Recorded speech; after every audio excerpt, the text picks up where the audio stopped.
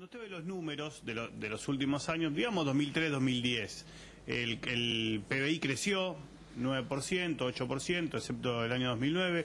Se crearon muchos puestos de trabajo, 5 millones puede ser el número, sí. Pero el trabajo en negro sigue en el 36%. No, sigue no. ¿En cuánto está el trabajo en negro? No sigue. ¿Cómo que no? El trabajo en negro es está bien, era más. Pero está en el 36%. No, porque vamos a hablar de la foto o de la película. No, hablemos de la foto. O hablemos de la película. Una película de PBI creciendo al 9%. Sí. 5 millones de puestos de trabajo. Sí. Y todavía tenemos 36% de trabajo negro. ¿No le parece que por lo menos falló su gestión en ese sentido? No. Así planteado, no. Vamos de nuevo. Está bien, yo le pregunto, ¿le parece? Ahora yo contesto. Vamos por acá. La Argentina ha vivido tiempos de crecimiento económico con desocupación. Hemos vivido periodos de crecimiento muy moderado o negativo con incremento del trabajo en negro. ¿De dónde venimos? Esto es muy importante y la verdad que agradezco la pregunta. Venimos de un periodo de casi 30 años en el trabajo negro, lo único que hizo fue crecer. Lo único que hizo fue crecer, con todos los gobiernos y con todas las políticas económicas, hasta llegar al 50%. 49,7, casi. Gracias, 49,7. Resulta que a partir de ahí, en virtud de las políticas que se aplicaron, de crecimiento económico con inclusión social, de crecimiento económico que abarcaba todas las categorías ocupacionales, porque esa es otra virtud de ese crecimiento económico, no solamente se crearon los 5 millones de puestos de trabajo, sino que además el empleo no registrado bajó por primera vez en 30 años del 49,7 al 34%. 15 puntos porcentuales ha bajado el empleo en negro. Entonces, ahora usted me dice, ¿pero no le parece que el 34 todavía sigue siendo? Claro. Sigue siendo alto. ¿Cuál es el Pero ha sido la única política que hizo retroceder el trabajo en negro en la Argentina fue la que se ha llevado a cabo desde el 25 de mayo del 2003. ¿Cuál es el sector de la economía donde hay más trabajo en negro? Hay 2 o 3 sectores. Porque además, digamos esto, el trabajo no registrado no es una cosa homogénea. No es que hay todo el trabajo no registrado es en empresas de las mismas características, en la misma actividad. Hay trabajo no registrado que tiene que ver con trabajo autónomo, hay trabajo no registrado que es pura supervivencia. Pero a ver, como sectores formales, para ir a una cosa más interesante, porque esto es si no sería demasiado complejo, tenemos que hablar del sector rural, tenemos que hablar de algunos sectores textiles, tenemos que hablar del trabajo en casas particulares. Digamos, yo pondría, por eso precisamente, es que la Presidenta ha enviado al Parlamento 2 proyectos de ley elaborados en el Ministerio de Trabajo como producto de toda la experiencia en materia de inspección del trabajo, porque lo otro que hemos recuperado, y en relación a esa pregunta, es la inspección del trabajo. Ustedes saben que se había desmantelado la inspección del trabajo en Argentina, no existía más. Entonces, frente al cero riesgo, los empleadores tienen a los trabajadores no registrados. Eso pasa en muchos sectores. Hablé de los sectores en general para no hablar de los sectores de los medios de comunicación. Respecto de los aumentos salariales, bueno, se firmó el primero con camioneros el acuerdo del 24%, después, si no me equivoco, UOCRA. Dio la sensación, por lo menos por el conflicto que hubo en estos últimos días, la semana pasada, cuando trabajadores camioneros que transportan sustancias tóxicas tomaron algunas plantas y refinerías, luego por un plus salarial o un convenio que les adeudaban desde hace 2 años del 5%, volvieron a trabajar a reglamento con las dificultades que eso ha traído en el aprovisionamiento de combustible en todo el país, primero en la capital y luego en todo el país. Daba la sensación de que la medida era desmesurada frente al reclamo. ¿Es una manera de decir, firmamos en la Casa Rosada el 24% y con lo que nos falta vamos a alguna medida de fuerza para conseguirlo luego? El conflicto no fue exactamente así. El conflicto fue en un subsector de un sector del transporte. No fue una huelga de los camioneros que modificó lo que se había fijado para todos los camioneros. Esto es el primer dato, fue solamente para el sector un recontra subsector dentro de todo lo que hoy es la actividad del transporte de cargas. Solamente para los que transportan combustible líquido que genera una situación de riesgo, que tenían un adicional que no había sido actualizado y que pedían la actualización. Este es el primer dato. Un sector pequeño, le debo decir. O sea, no hubo una modificación general del 24% que firmó el sindicato. Segundo,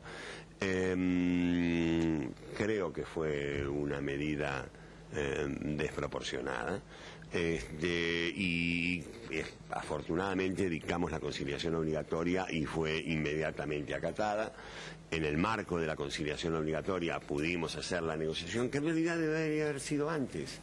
En realidad se debería haber buscado el acuerdo por otras vías antes de ser necesariamente un paso, de haberse tomado un paso como es impedir la salida de combustible. Tenemos que entender que para eso, y esto la presidenta lo ha dicho muy claro en las reuniones con la CGT, con la CTA, en las conversaciones directas con los dirigentes sindicales, y yo también lo repito, en el mundo laboral el conflicto no se reprime, está admitida la acción directa, el derecho de huelga es constitucional, pero también hay otras normas como la conciliación obligatoria que deben ser respetadas, porque la conciliación es obligatoria. Adrián. En el electorado porteño, Tomada, ¿usted se siente en la propuesta del Frente para la Victoria primero, segundo, tercero, con Vudú y con Filmus? Y en todo caso, concretamente, ¿cuál es la diferencia entre los tres? Yo me siento ganador.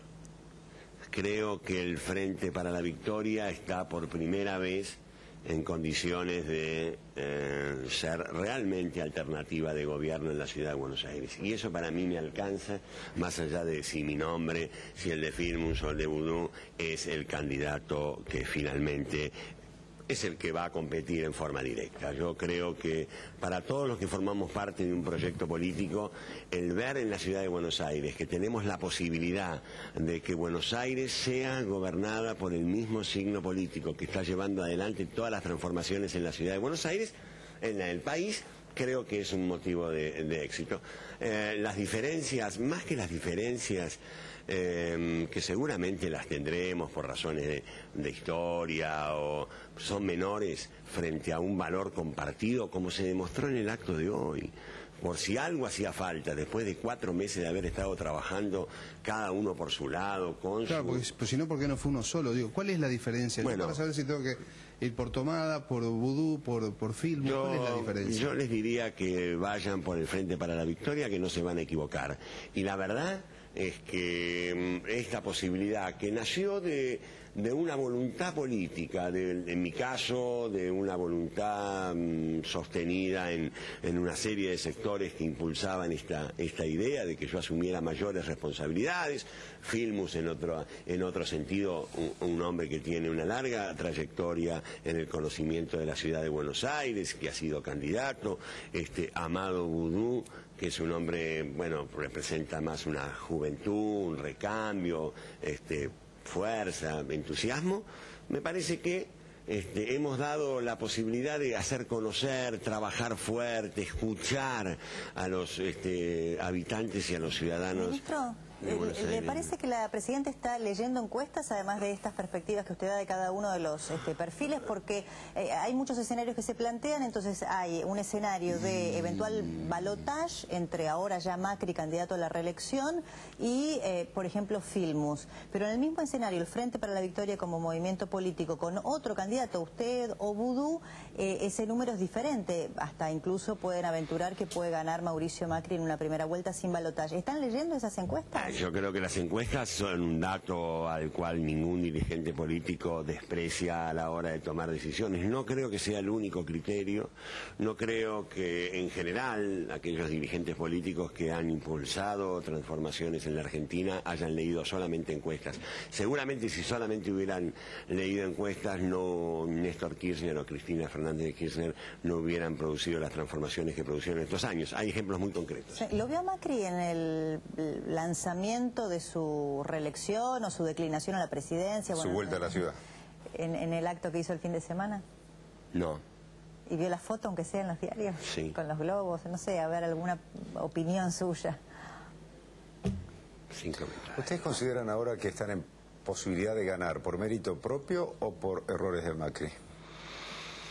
Me parece que por un lado por mérito propio, pero no quiero dejar de descartar la ciudad que deja Buenos Aires como una de las razones, una de las razones es cómo deja la ciudad de Buenos Aires Macri, digamos. Me parece que eso también es cierto. Digo, quien anda hoy por Buenos Aires, quien escucha a la gente, se da cuenta la decepción, la desilusión que dejó en mucha gente que lo votó, porque también digamos que Macri llegó al gobierno con un apoyo importante y hubo gente que depositó expectativas en él. Bueno, yo creo que lo que ha ocurrido y abona el fortalecimiento entonces también de la fuerza del Frente para la Victoria es que no logró